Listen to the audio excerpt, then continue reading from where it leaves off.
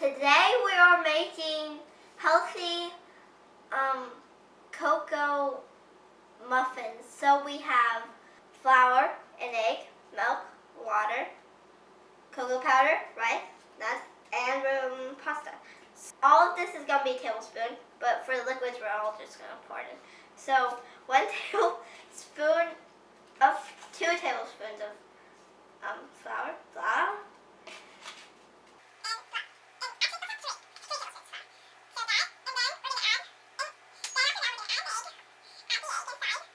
Egg.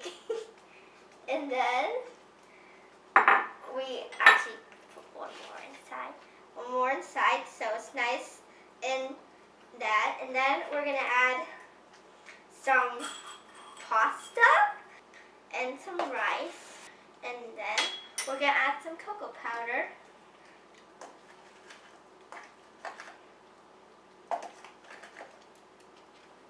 Put that inside there. We're going to add some water. So water. And we're going to add some milk. A little bit more flour. Put it inside because we don't want to be too cocoa powdery. So just a little bit more. And then all you want to do next is just mix it up. So here, and mix it up.